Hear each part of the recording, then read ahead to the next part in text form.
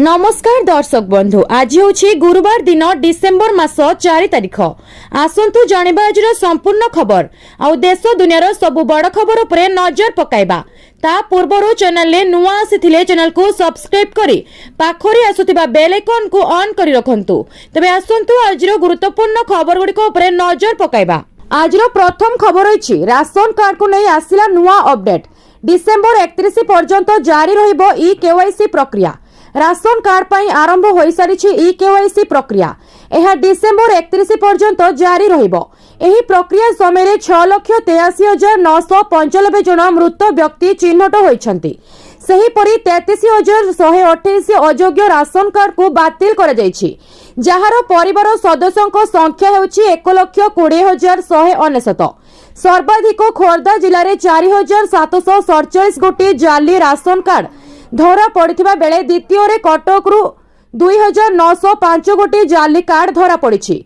तृतीय रे रहिछि सुंदरगढ़ जिला जेउठी 2,357 गोटी जाली राशन कार्ड धरा पड़िछि। जोगाण मंत्री कृष्णचंद्र पात्र एहाकू विधानसभा रे लिखित भाबरे देइथिले। अन्य एक लिखित उत्तर रे जोगाण मंत्री कहिसंती जे जून 2024 ठारू राशन कार्ड पई मोट 15,33,153 गोटी आवेदन हस्तगत होइछि।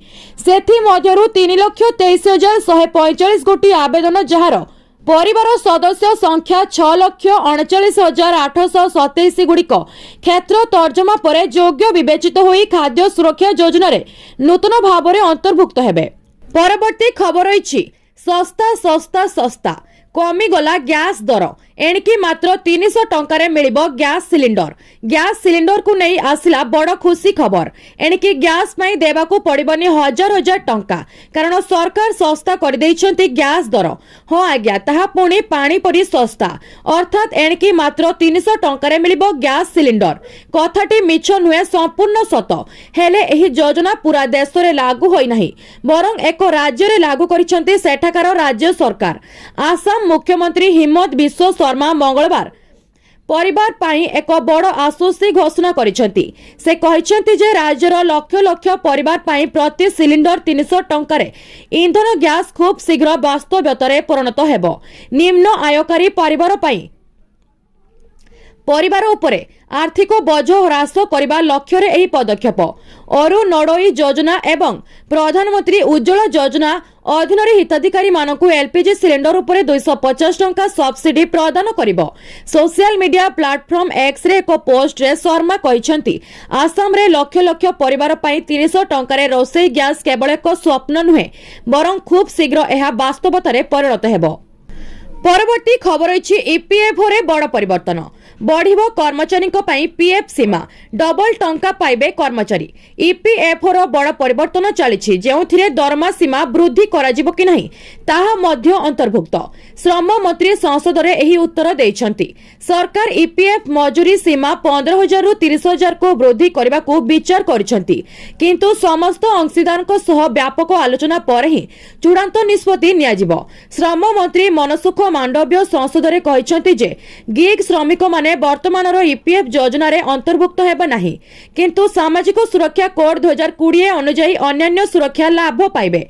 सारा देश रे लक्ष लक्ष नियुक्ति प्राप्त व्यक्ति दीर्घ दिन धरी किछि भल खबर पाई अपेक्षा करि रहिसंती। कर्मचारी भविष्य निधि पांठी पाई बाध्यतामूलक मजूरी सीमा वृद्धि करबा पाई दाबी उठिछि। संसदर शीतकालीन अधिवेशनर प्रथम दिन रे एही प्रसंग जोरदार प्रतिध्वनित होइथिला। समस्तक मनरे प्रश्न थिला सरकार कौन प्रकृत रे पीएफ सीमा 15,000 रु 30,000 टंका को वृद्धि करबाकू जाउछंती। एही प्रश्नर केंद्र श्रम एवं नियुक्ति मंत्री मनसुख मांडव्य देइथिबा उत्तर प्रत्येक कर्मचारी पई जानिबा अत्यंत गुरुत्वपूर्ण। परवर्ती खबर होइछि जनवरी रु बढ़ी जब कि दरमा पेंशन। अष्टम वेतन कमिशन को नहीं आसिला 10 बड़ अपडेट।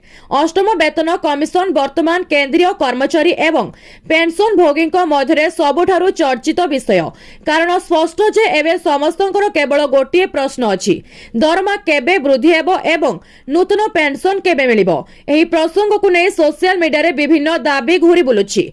केतेक कहउछंती जे वर्धित दरमा जनवरी रे लागू हेबो, तो किए कहउछि महंगा भत्ता बंद होई जिवो। तेणु आमे समस्त शिक्षक आपणक सहित अष्टम वेतन कमिशन सहित जड़ित एपर्यंत 10टी गुरुत्वपूर्ण अपडेट शेयर करने को जाउछु जहां प्रत्येक कर्मचारी एवं पेंशन भोगी उपयोगी यह जेकोसी द्वंद्व को दूर करिबो।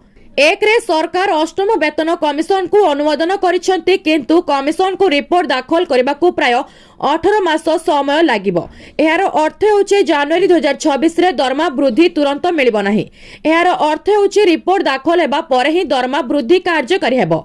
2 रे रिपोर्ट अनुसार दरमा संशोधन 1 जनवरी 2026 रु कार्यकारी हेबो बोली विवेचना करा जाउछि किंतु तुरंत अकाउंट रे टंका जमा हेबो नाही।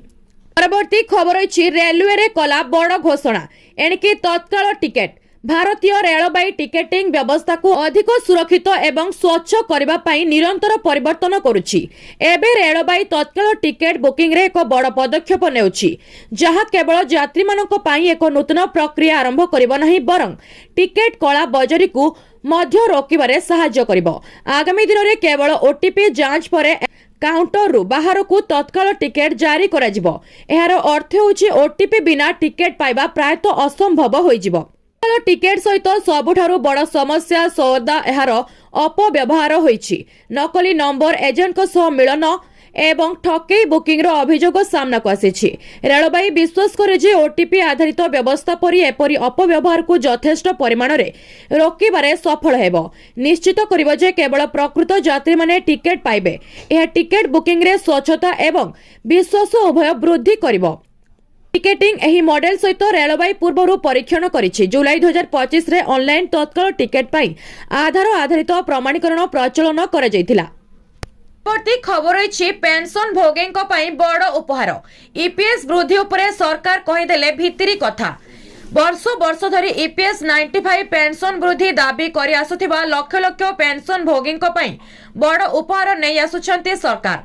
पेंशन भोगी माने आशा करिसंती जे सरकार सीधासलख सर्वनिम्न पेंशन को 1000 टंका रु 7500 टंका को वृद्धि करिवे किंतु एही आशा कोन सत?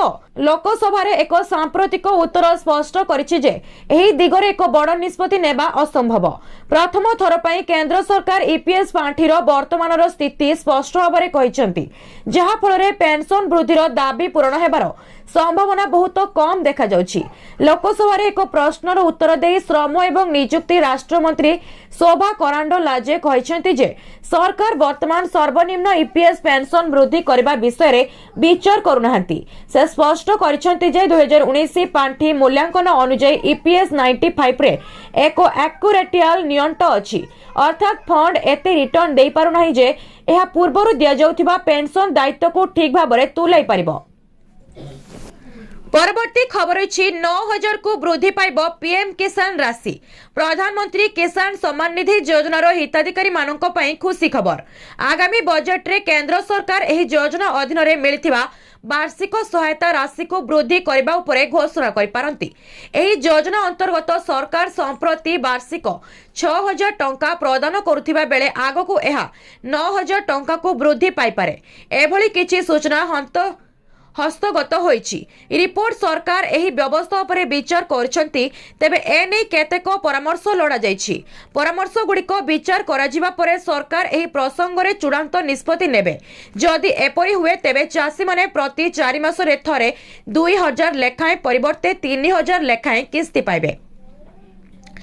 केंद्र सरकार 2026 रो 27 पई बजट प्रस्तुत करिवार लंबा बहुस्तरीय प्रक्रिया आरंभ करिसंती।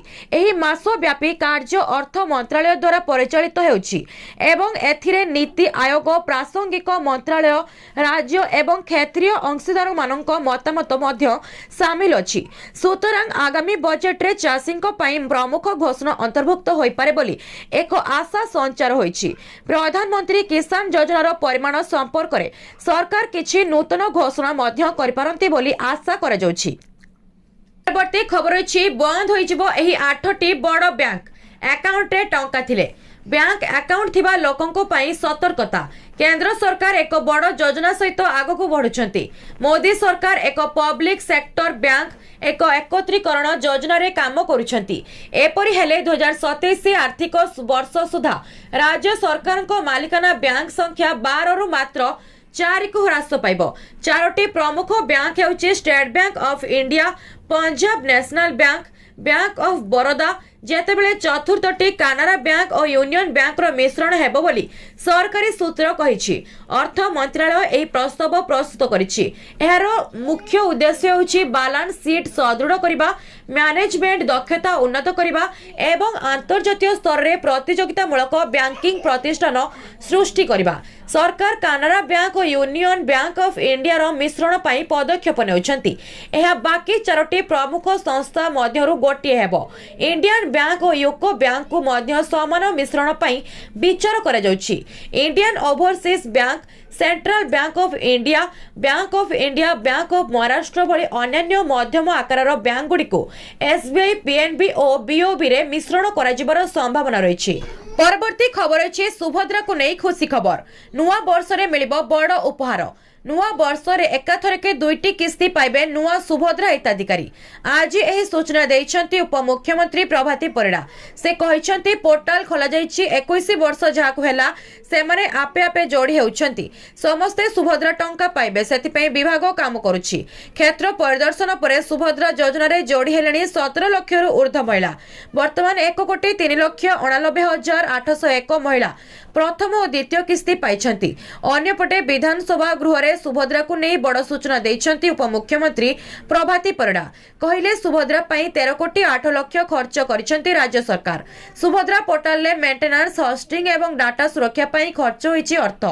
सुभद्रा पोर्टाल मेंटेनेंस, डेवलपमेंट एवं सुरक्षा पाई 1,54,78,000 खर्च करिछि विभाग।